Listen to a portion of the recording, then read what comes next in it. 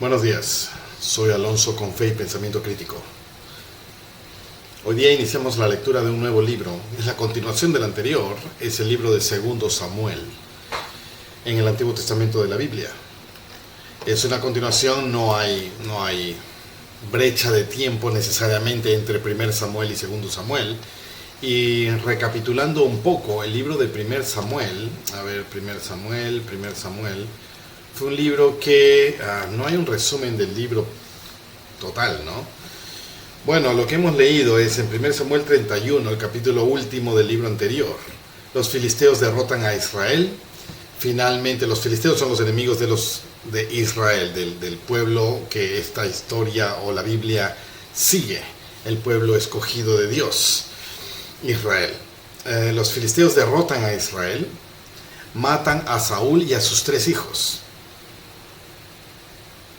Uno de los hijos era el mejor amigo de David, el próximo rey sucesor.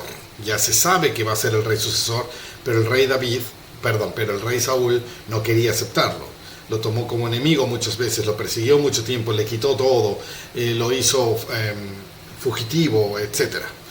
Mucho tiempo de enemistad, a pesar que era su amigo originalmente, luego fue su suegro, luego fue su general de los ejércitos, luego fue amigo del hijo, y aún así el rey Saúl lo declaró enemigo a David por pura envidia, celos y mal espíritu.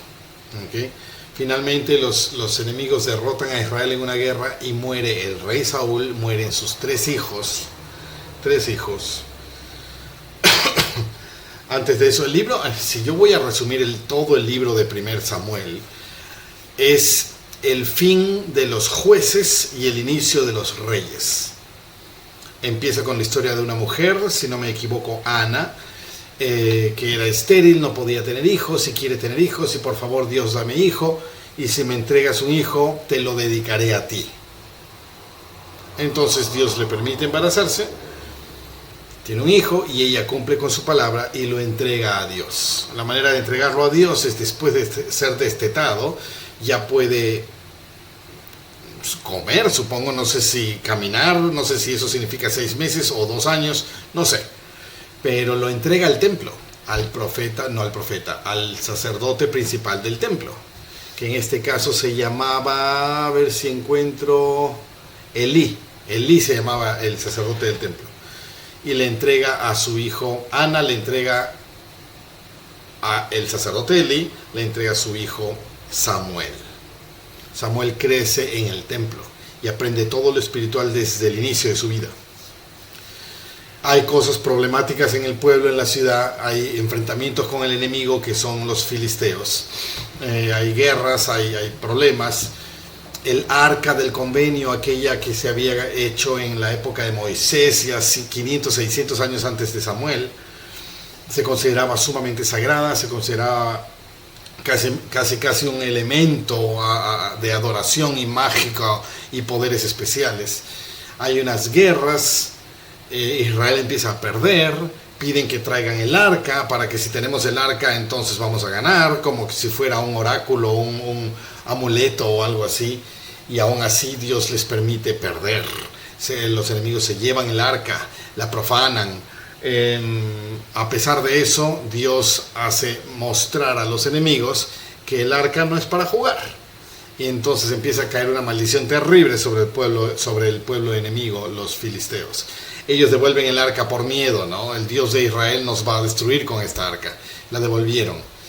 Aún así, cuando la devolvieron, llegó a un pueblo y todas las personas se treparon al arca, abrieron las tapas, agarraron las cosas y cosa también sagrada. También cayó una maldición terrible sobre ellos. Cuando Elí, el profeta, no era el profeta, pero el sacerdote en jefe del templo, se entera que el arca había sido robada, se entera que sus hijos, los otros sacerdotes, que eran malos sacerdotes, habían sido asesinados en la guerra. De la impresión, Elí se cae de espaldas y se rompe la nuca y se muere también. Y al final queda Samuel a cargo del templo, el sucesor de Elí. Ya se había manifestado Dios a Samuel en ocasiones anteriores. Ya el pueblo sabía que había un profeta nuevo escogido en Samuel, Hacía muchos años que Dios no hablaba a un hombre, estaban felices por eso y mucho respeto a Samuel por eso. Muere Elí, mueren sus hijos, se pierde el arca, se recupera el arca y Samuel queda a cargo. Y Samuel es un hombre de Dios y Dios habla muchas cosas al pueblo de Israel por medio de Samuel. A pesar de eso, Samuel tuvo hijos que fueron jueces también. Es la época de los jueces. Los jueces juzgaban al pueblo según sus evidencias, sus sustentos, sus testimonios, etcétera, para guiar al pueblo. Justicia, ¿no es cierto? Pero si el juez era corrupto, era comprable, entonces la justicia no existía. Y dos de los hijos de Samuel, el profeta, líder del sacerdocio en el templo y juez superior, tenía dos hijos. Estos dos hijos eran jueces también. Y resultó que eran jueces corruptos, jueces malos. El pueblo, harto de la maldad de estos jueces, y supongo que por historias de jueces anteriores, decidieron, ¿sabes qué, Samuel? No queremos más sistema de jueces, queremos cambiar a sistema de reyes. No sé en qué cabeza podían pensar que un sistema de reyes iba a ser más justo o mejor en alguna medida que un sistema de jueces. Los jueces son corruptibles, pero se apoyan unos en otros y por boca de 2 o 3 testigos y tal vez la opinión pública puede causar el cambio de un juez, etc. Pero un rey, ¿quién mueve al rey cuando el rey se estanca en algo? Y Samuel les advierte, no conviene que tengan rey, porque si es bueno les va bien, pero si es malo no tienes derecho, no tienes voto, no tienes nada y se va a aprovechar de tu riqueza y aplastar tu libertad y hacer todo lo que le dé la gana. No les conviene. Dios sabía que no les conviene. Todos saben que no les conviene. Pero ellos decían, no, que la ciudad de allá tiene rey, el pueblo de allá tiene rey, el reino de allá tiene rey, todos tienen rey y nosotros somos los únicos tontos que no tenemos rey. Samuel le pregunta a Dios y Dios dice, ¿sabes qué? Que dales lo que quieren. Las consecuencias van a ser para ellos. Y después que les va mal van a decir, ay, ¿por qué Dios permite que haya maldad? No, todo es consecuencia de tus propias decisiones equivocadas. A pesar de eso, ok, van a tener rey. ¿Sabes qué? Te voy a ayudar, Dios dice al pueblo, por medio de Samuel todo. Yo voy a escogerte un rey, para que asegurar que sea un rey bueno, ¿no es cierto? Y escoge a este joven, guapo, alto, desconocido, de un pueblo desconocido, de una familia desconocida, un tal Saúl. Le provoca una experiencia espiritual tan transformadora que convierte su corazón de Saúl a Jehová. Y tremenda conexión espiritual. Este puede ser un buen rey ahora. Y Samuel lo guiaba, Samuel lo cuidaba y mira, ponte acá, haz esto, no hagas esto, si haces esto, Dios dice que hagas esto, Dios dice que no hagas esto. Y Saúl empieza a demostrar ego y debilidad de carácter. Hacía lo que le daba la gana, no cumplía la voluntad de Dios a la perfección, cedía al temor del qué dirán, la reputación social, el pueblo se entercaba en algo, Dios decía que no, pero el rey, ya bueno pues, y cuando Samuel le decía, ¿por qué has permitido esto? Dios dijo que no, es que temía que el pueblo se enojara. Estás temiendo al pueblo más que a Dios. Y dicho y hecho, más de un par de veces de este demostración de carácter débil y retorno a su falta de conversión de Saúl, Dios dijo, ¿sabes qué? Voy a escoger a otro rey. Voy a escoger a otra persona por su corazón. ¿Por qué razón habrá escogido a Saúl? Porque Saúl estaba pidiendo, porque Saúl era bueno, porque Saúl... No sé por qué. No dice en alguna parte, y escogió a Saúl por esta razón. Si lo dice, no la recuerdo. Pero cuando escoge a otro que reemplace a Saúl, lo voy a escoger a otro por su corazón. Y aparece David en esta historia. Un jovencito, un pastorcito muy hábil con su onda, que defendía a sus ovejas de los animales feroces como osos y como leones en el desierto. Pero no pasaba de un muchacho. Él era el octavo hijo de una familia. Tenía hermanos mayores que ya estaban en el ejército de Saúl y luchaban en las guerras con los filisteos. Pero David era un niño. No un niño, pero un jovenzuelo. Yo le calculo entre 16 y 19 años. Tal vez menos. Y viene la gran guerra con el tal gigante que tenía los enemigos, un tal Goliat. Todo el ejército de Israel terriblemente asustado, no movían un dedo. Y el ejército de los filisteos tremendamente atrevidos, insultantes y faltosos por medio de este Goliat. Y salía al frente 2 veces al día, ejército frente a ejército. Supongo que los separaba a una distancia de, no sé, unos cientos de metros. Y salía Goliat del ejército filisteo y los insultaba y los desafiaba, y venga alguien contra mí, y si pueden contra mí, y si me vencen a mí les entrego al pueblo, y cosas así. Ustedes no sirven para nada, ¿dónde está tu Dios? Malcriadeces e insultos. Un día David, su mamá lo manda: llévale esta comida a tus hermanos que están en el frente del ejército. Así que va y lleva la comida a sus hermanos, y ahí ve a Goliat insultando al pueblo de Israel, al ejército de Israel. Y David se queda como: ¿qué está pasando? ¿Están insultando al pueblo de Dios? ¿Están insultando al ejército de Dios? ¿Y nadie hace nada? ¿Qué pasa con mis hermanos? ¿Qué pasa con ustedes, soldados? ¿Qué pasa con el rey Saúl? Y él dice que... ¿por qué permiten que insulten a Dios de esta manera? Ustedes son el ejército de Dios. Y todos lo miraban como: sí, si eres tan valiente, anda tú pues. Y David dijo: ya, yo voy. Y todos como que se reían de él, sus hermanos lo botaban: vete, no sabes lo que estás diciendo, lárgate, los estás haciendo quedar mal, ¿no? Obviamente eres un mocoso, qué sé yo. Y David insiste: yo puedo. Finalmente el rey Saúl dijo: ya tú puedes, pues anda. Y lo arma, lo pone de armaduras y espadas y petos y cascos. Y David dijo: no puedo moverme con todo este peso. Así que nada, déjame ir como yo sé. Yo he luchado con leones, he luchado con osos, no he luchado fuerza seguramente, pero tengo esta onda, tengo estas armas, soy muy hábil. Dicho y hecho, se adelantó al frente del ejército de Israel, donde Goliat estaba. Goliat se ríe: ¿qué es este insulto? Me traes a un mocoso, debilucho, flaquito. Y David dijo: de cierto, Jehová me entregará tu cabeza hoy. Se enoja Goliat y Goliat empieza a ir hacia David para partirlo en dos, simplemente partirlo en dos. Describe los brazos de Goliat, las piernas de Goliat, la mano de Goliat, la espada de Goliat, como cosas gigantemente monumentales, gigantemente, en fin, ridículamente grandes, pesadas, fuertes, etc. Y David, entre los hombres normales, un muchacho flaquito, jovencito, no quiero decir débil, pero nada impresionante. David agarra unas piedras para su honda y, acercándose a Goliat, lanza su honda, y la primera directo al centro de la frente de Goliat, penetrada en el cráneo, donde el casco no llegaba, aparentemente directo, y ahí quedó Goliat y cayó en su cara y quedó muerto. Ni siquiera llegó al contacto físico de guerra. David se levantó la espada extra grande, de que dice que el manubrio era como un cilindro de telar, ¿ok? Imagínate el mango, y con eso corta la cabeza de Goliat. Todos se quedaron sin habla. ¿Te imaginas eso? Nadie se atrevía. Este imposible obstáculo, y viene un don nadie y lo destruye. Sostiene la cabeza de Goliat en la mano. El pueblo de Israel, el pueblo de los filisteos, los malos, huyen. David empieza su vida de fama como el gran héroe. Saúl, el rey, sí, ha matado a miles, pero David ha eliminado miles y a 10,000 por su gran hazaña. Y Saúl empieza a turbarse, a envidiar. Qué triste su carácter, qué triste, qué pobre su mente, ¿no es cierto? Y en su soledad empezaba a sentirse perturbado. ¿Por qué un mocoso ha venido a ganarme mi gloria y a superar mi fama y bla, bla, bla?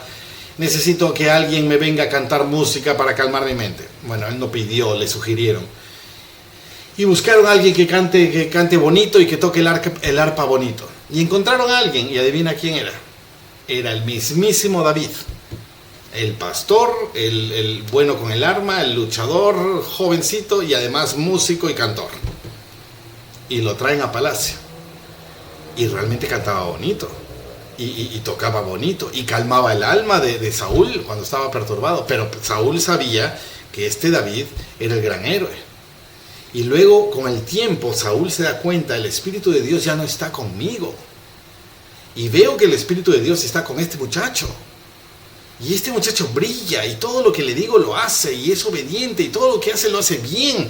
Y lo pongo a cargo de un grupo de soldados y vencen y ganan y cumplen. Lo pongo a cargo de más grupos de soldados y vencen y ganan y cumplen. Y lo pongo a cargo de todo el ejército y vencen y ganan y cumplen. Es súper, súper. Mi hijo querido se hace amigo de David como hermanos del alma. Y yo me enojo y me perturbo porque veo que el Espíritu de Dios está con David y el profeta Samuel, que me ordenó a mí como rey en nombre de Dios, me ha dicho que ya este es el reemplazo mío. Y en vez de arrepentirme, me enojo más, me perturbo más y trato de sacar a David del camino y empiezo a perseguirlo. Antes de perseguirlo le di a mi hija como esposa. Ahora no es solo mi amigo, al principio fue mi amigo, luego es mi general del ejército, ahora es mi yerno, amigo de mi hijo. Le quito la libertad, lo persigo, él huye, le quito la esposa, entrego a su esposa, mi hija, Saúl, le entrego a mi esposa a otro hombre y lo persigo por su vida a David por mucho, mucho tiempo. Y cualquiera que lo ayude, una vez alguien lo ayudó, un sacerdote de Jehová que tenía a su cargo a varios sacerdotes, lo llaman profeta y los profetas. Me entero que él lo había ayudado una vez, pues agarro al sacerdote de Jehová y lo mato delante de todos. Es más, a sus 85 profetas o sacerdotes, alumnos o súbditos de él, a los 85 los mato. Es más, voy al pueblo de él y arraso con el pueblo mujeres y niños y animales y todo. Entonces, ¿quién es este Saúl? ¿Rey de Dios? ¿Ya o qué? David tuvo ocasión de matar a Saúl 2 veces. 2 veces. En una estuvo tan cerca de él que le cortó un pedazo de su manto. Y después que se va Saúl, David le dice, mira, he podido matarte y no lo he hecho porque tú eres el rey que Dios ha escogido, pero yo no sé por qué me persigues, deja de perseguirme. Y Saúl, ay, qué bueno eres, yo soy muy malo, de verdad que Dios te ha escogido, perdón. Se va y al poco tiempo vuelve a perseguirlo, porque se perturbaba su mente con sus ideas de odio, de envidia, de, no sé, venganza, de lo que sea. En otra ocasión, Saúl está durmiendo en el medio de todo su ejército, listos para atacar al ejército de David, que tenía con unas 500 personas consigo, huyendo. Y David se mete hasta la carpa, el campamento de Saúl, en medio de todo el ejército, se mete y con la lanza puede atravesar su pecho en ese momento, pero no lo hace. Y agarra y le quita una bolsa especial que él tenía en el lado de su almohada. Y se la lleva. Y al día siguiente le muestra, mira, acá está tu bolsa especial. He podido matarte, Dios te ha puesto en mis manos, puedo haber hecho lo que quiero, pero no quiero matar al ungido de Dios. Deja de perseguirme. Y eventualmente Saúl dijo, ay, qué pena, verdad, qué vergüenza, Dios, tú eres mejor que yo y he hecho mal, perdóname, me voy. Pero David entendió, Saúl no va a dejar de perseguirme, este está loco.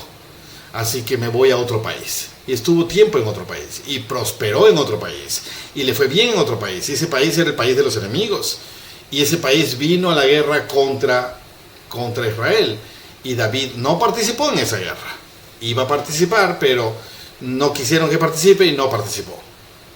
En esa guerra, David se entera de otra invasión que están ocurriendo sobre los enemigos de los enemigos. ¿Cómo es eso?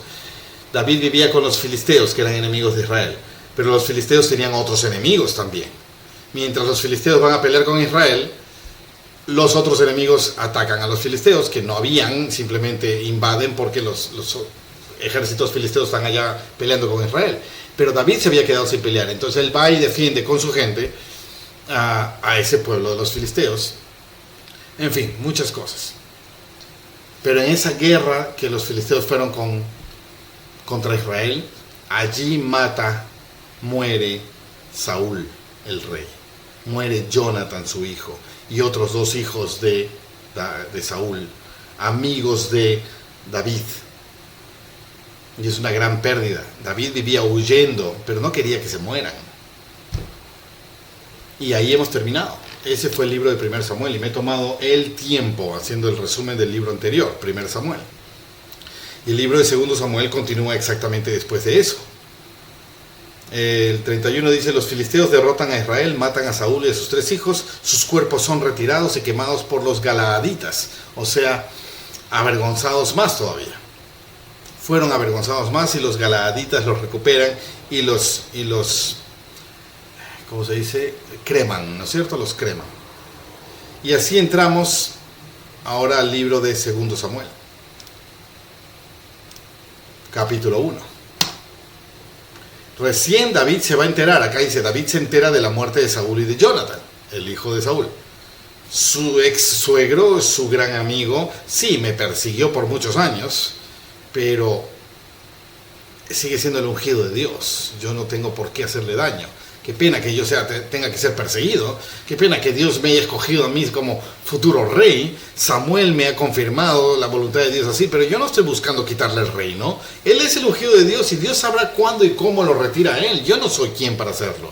He tenido la oportunidad para hacerlo. Dios me ha dicho: haz lo que quieras, y no he querido matarlo. Ya el mismísimo Samuel, el profeta, ya murió también. Los años están pasando. 1. Segunda de Samuel, capítulo 1, versículo 1. Y aconteció que después de la muerte de Saúl, que David volvió de la derrota de los amalecitas y estuvo 2 días en Siclag. ¿Te acuerdas? Mientras hubo la guerra, filisteos y Israel, David no había sido permitido luchar ahí, pero salvó a los filisteos de una invasión de estos amalecitas. Amalecitas. Estuvo 2 días en Siclag. Siclag era la ciudad que le habían asignado a David para que se desarrolle allí, en el pueblo filisteo. Había ganado amistades y ya. Y al tercer día acaeció que vino uno del campamento de Saúl, rotos sus vestidos. Acaban de perder esa guerra que David no participó. Rotos sus vestidos y tierra sobre su cabeza, y acercándose a David, se postró en tierra e hizo reverencia. David no es cualquier personita, es un súper famoso, más famoso que el mismísimo rey Saúl por haber matado a Goliat, luego por ser general de sus ejércitos de Israel, victorioso, ganador en batallas numerosas. Era un súper personaje, más querido y alabado que el mismísimo rey Saúl, y eso lo torturaba a Saúl. Así que cualquiera que llegaba a David se inclinaba a David, ¿no es cierto? Eres tan grande o tan famoso, en fin. Se postró en tierra e hizo reverencia. Y le preguntó David: ¿de dónde vienes? Y él respondió: me he escapado del campamento de Israel, la guerra que acaba de tener filisteos con Israel. Y David le dijo: ¿qué ha pasado? ¿Qué ha acontecido? Te ruego que me lo digas. Y él respondió: el pueblo huyó de la batalla. O sea, ha sido vergonzoso esto. Y también muchos del pueblo cayeron y murieron. Y Saúl y su hijo Jonathan también murieron. Ahí es donde viene la terrible noticia para el pobre David. Mi amigo David, mi amigo Jonathan, amigo con el que hemos hecho convenio de por vida. Y Saúl el rey, bueno, ya murió, me perseguía, no deseaba yo su muerte. Qué pena que haya muerto, pero Caráspita se la buscó. Y dijo David a aquel joven que le daba las nuevas: ¿cómo sabes que Saúl y su hijo Jonathan han muerto? Y el joven que le daba las nuevas respondió: casualmente fui al monte Gilboa y hallé a Saúl que estaba apoyado sobre su lanza. ¿Te acuerdas que se quitó la vida antes que vengan a matarlo, cuando ya estaba todo perdido? Y venían tras él carros y gente de a caballo. Y cuando él miró atrás, me vio y me llamó, y yo dije: heme aquí. Y él me dijo: ¿quién eres tú? Saúl, yo paso por ahí, Saúl me llama, ven, yo voy, y me dice: ¿quién eres? ¿Ok? ¿Quién eres tú? Y le respondí: soy amalecita. Era el esclavo egipcio que los amalecitas habían capturado, ¿no es cierto? Me parece, ya me confundí. Y él me volvió a decir: yo te ruego que te pongas junto a mí y me mates, porque la angustia se ha apoderado de mí y toda mi vida está aún en mí. Estoy con el miedo de la muerte encima, pero todavía estoy vivo. Mátame. Yo entonces me puse junto a él y lo maté, porque sabía que no podía vivir después de su caída. Ya se me hacen bola las historias. Yo recuerdo que Saúl andaba con un escudero y y al ver que todo estaba perdido, le dice a su escudero, mátame. El escudero dice, lo siento, no puedo.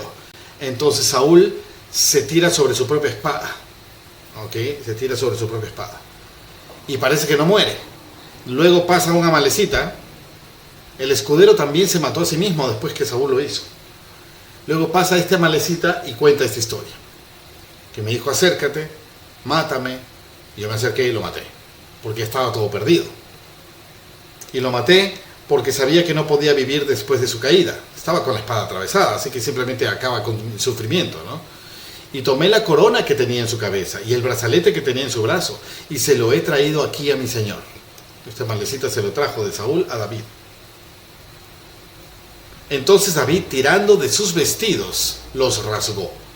Esta es una expresión clásica, típica de la época de angustia, de pesar, de luto. ¿Cuál es la palabra que busco? Cuando alguien, de dolor emocional, los rasgó. Y lo mismo hicieron los hombres que estaban con él. El rey ha muerto. Y lloraron y lamentaron y ayunaron hasta el atardecer por Saúl y por su hijo Jonathan. Y por el pueblo de Jehová. Y por el pueblo de Jehová. Y por la casa de Israel. Porque habían caído a espada. Esto es terrible. Israel, como mi pueblo, dejó de ser. El rey ha muerto, su hijo ha muerto, han llegado los enemigos, ahora todo es tierra de enemigos.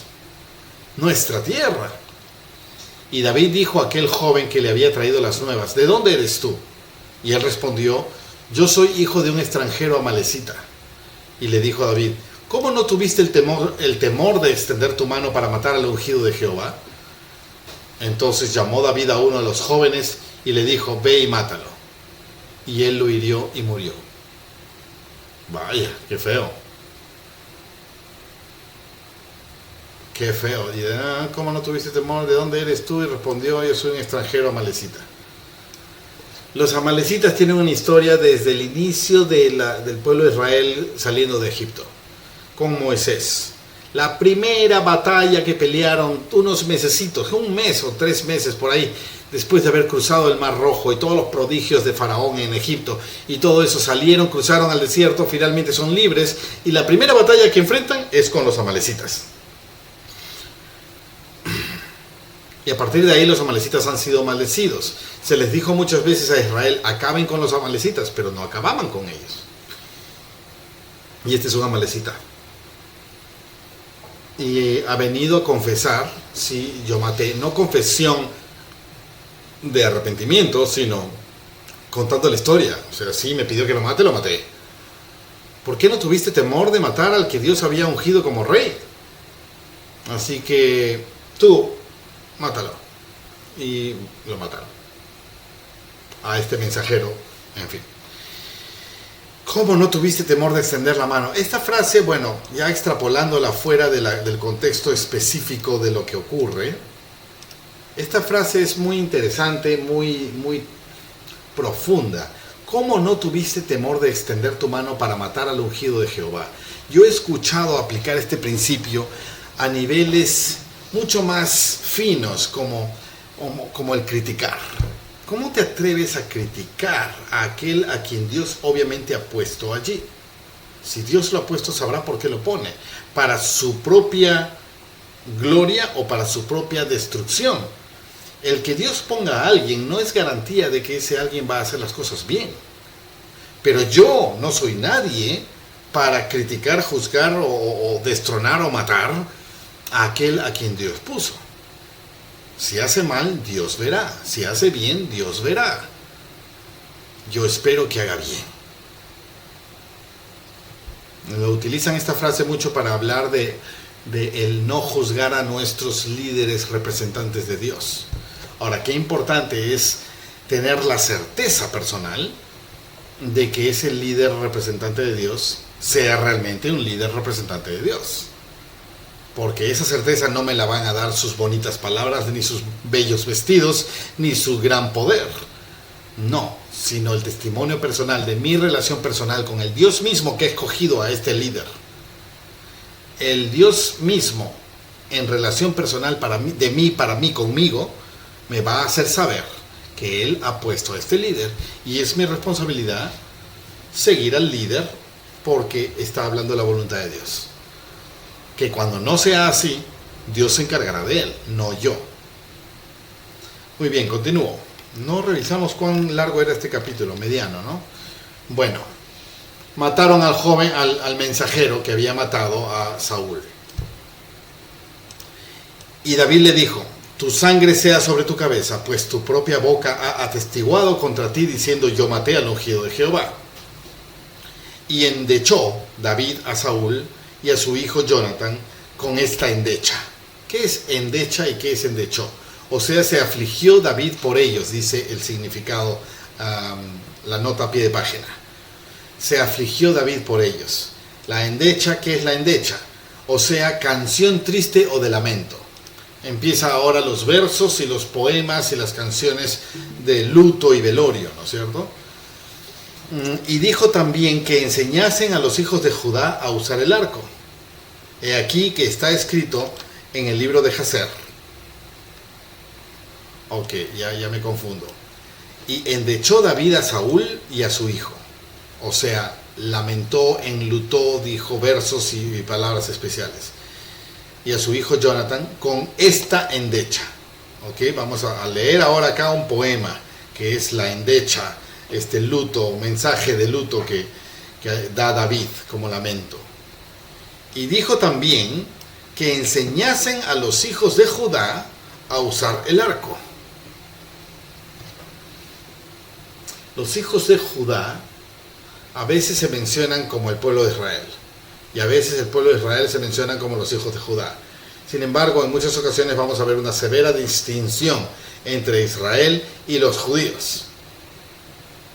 Los judíos tienen una peculiaridad que no alcanzo a distinguir específicamente, pero siempre han estado en el protagonismo. A veces para bien y a veces para mal. Algunas veces para bien y muchas veces para mal, pero protagonismo. Los de Judá, los de la tribu de Judá. Judá siendo uno de los 12 hijos de Jacob Israel. El papá Jacob, que luego se llama Israel. Y este Judá es uno de los 12, una de las 12 tribus. Cada una nación. Todas estas naciones son Israel, el pueblo de Israel. El papá de los 12 hijos, que ahora se llama Israel, el papá de las 12 naciones, se llama toda la nación de Israel. Pero son 12 subnaciones. Y en las bendiciones finales que Israel, Jacob, papá, da a sus 12 hijos antes de morir, le dice a Judá: el cetro estará en tu mano para siempre. No sé por qué, pero cuando dices el cetro estará en tu mano, el cetro es el símbolo de yo seré el rey, el jefe del resto. Y de alguna manera se ve el protagonismo y jefatura y problemática mayor de Judá sobre todos los demás tribus. Son las 12 tribus de Israel, toda la nación de Israel. Pero Judá acá, Judá allá, Judá esto, Judá lo otro.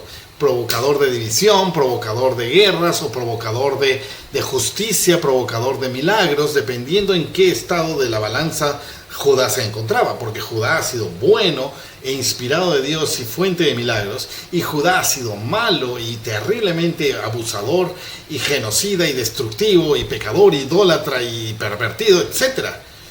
Y luego caían y se arrepentían, y caían y se arrepentían, y en este plan. Por la tribu de Judá han venido todos estos registros marcados, desde Moisés hasta Jesucristo. Y Moisés escribió de antes de él hasta el Génesis, pero Moisés lo escribió. Y de Jesucristo hasta el día de hoy conocemos nuestra historia post-Jesucristo, ¿no es cierto? Y desde Moisés hasta Jesucristo son 1500 años más o menos, y de Jesucristo hasta hoy son 2000 años más o menos. 3500 años de historia, de personajes, donde Judá está en protagonismo. No hay duda que así es, para mal y para bien, ha dependido de ellos. Y el que se atreva a decir que Judá está mal, antisemita o o odiador de los judíos, o qué sé yo, el insulto que sea de moda en la época. Pero los judíos estaban bien en una época, estaban mal en otra época, estaban bien en otra época. Y estar bien y mal no estoy hablando de que les va bonito y les va feo. No, son buenos y son malos. Y cuando son buenos, Dios los bendice en formas increíbles. ¡Oh, la tribu de Judá! Y cuando son malos, Dios los destruye, maldice y oprime de maneras increíbles. Es como diciendo, ¡oh, la tribu de Judá! ¿Okay? Y todo eso está profetizado. Todo eso está profetizado. Hoy en día, todo lo que ocurre con Judá o los judíos, que ahora son los únicos mentados en lo que Israel territorio se refiere, muchos señalan como que son malos y muchos diciendo no, son buenos y muchas opiniones. La pregunta es, ¿dónde está Dios en todo esto? ¿Dónde está Dios en todo esto? Esa es la pregunta. Entonces empieza el lamento. Acá le dice, enseñen a sus hijos de Judá a usar el arco. Se me ocurre una frase, se me viene a la memoria una frase. En momentos, ¿cómo es? Se requieren hombres fuertes para crear tiempos buenos. Y tiempos buenos crean hombres débiles. Hombres débiles crean tiempos malos. Tiempos malos crean hombres fuertes. Hombres fuertes crean tiempos buenos crean hombres débiles, y hombres débiles crean tiempos malos. Este efecto ping-pong, vaivén, péndulo, social, típico, cíclico. Entonces parece que esta es una época en la que el pueblo, los hijos de Judá, no saben pelear, no saben usar el arco, no saben defenderse, porque han tenido tanto tiempo de bonanza y tanto les ha ido todo bien, que una generación tras otra, ay, ¿para qué vas a ir al ejército? Ay, ¿para qué vas a ir a aprender a pelear? ¿De qué sirve si todo está bien, todo es tranquilo, haz lo que quieras? Y se crea gente débil. Entonces ahora ha ocurrido esto, ha invadido el enemigo, han matado al rey, han vencido el ejército, ha huido, todo está perdido. Ahora, por favor, aprendan a pelear, que un día tienen que defenderse o van a ser esclavos para siempre. He aquí, está escrito en el libro de Jacer. No tenemos ese libro. Ojo, no tenemos ese libro. Escrituras que se han perdido, así es. ¿Cuántas escrituras habrán que no tenemos acceso? Y dice, ha perecido la gloria de Israel sobre tus alturas, cómo han caído los valientes. No lo anunciéis en Gat, ni deis las nuevas en las plazas de Ascalón, para que no se alegren las hijas de los filisteos, o el enemigo, para que no se regocijen las hijas de los incircuncisos, la gente fuera del convenio de Dios. Oh montes de Gilboa, ni rocío ni lluvia caiga sobre vosotros, ni seáis tierras de ofrendas, porque allí fue desechado el escudo de los valientes, el escudo de Saúl, como si no hubiera sido ungido con aceite. Esto es una cita del libro de Jacer, según David mismo, en el libro de Samuel. El libro de Jacer habla de la caída del rey Saúl. El libro de Jacer es un libro antiguo. Era profecía que Saúl iba a caer y que Israel iba a caer, Israel como pueblo, nación. ¿Cómo han caído los valientes? El escudo de Saúl como si no hubiera sido ungido con aceite. Cuando un grande cae es porque Dios quiere y o porque se lo merece, porque ha caído por sus propias consecuencias. En todos los casos Dios lo permite, pero la opción de que no caiga porque Dios no lo permite se salió de la ecuación, esa opción, porque te la buscaste tú y Dios lo permite. Y si te la has buscado tú y Dios lo permite es porque ya todo estaba perdido espiritualmente. Sin sangre de los muertos, sin grosura de los valientes, el arco de Jonathan nunca volvía atrás, ni la espada de Saúl volvió vacía. Saúl y Jonathan, amados y queridos en su vida, en su muerte no fueron separados. Más ligeros que águilas, más fuertes que leones. Hijas de Israel, llorad por Saúl, que os vestía de escarlata con deleites, que adornaba vuestras ropas con ornamentos de oro. Cómo han caído los valientes en medio de la batalla, Jonathan muerto en tus alturas. Angustia tengo por ti, hermano mío, Jonathan, que me fuiste muy grato, más admirable me fue tu afecto que el amor de las mujeres. Admirable. Cómo han caído los valientes y han perecido las armas de guerra. Este es el gran lamento que David pronuncia. No puedo marcar ahí. Que David pronuncia. Ahí. Este es el gran discurso de lamento que David pronuncia al enterarse de la muerte de Saúl y su amigo Jonathan, del rey Saúl y su amigo Jonathan. Y no los critica.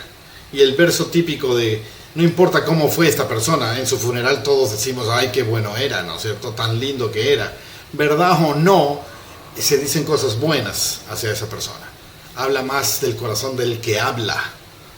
Porque si habla aquel a quien el muerto, cuando estaba en vida, ha abusado, ha perseguido, ha maltratado, ha engañado, y ahora se muere, y el abusado va y dice, era un buen hombre, Dios lo había escogido, yo era amigo de su hijo, y cosas así.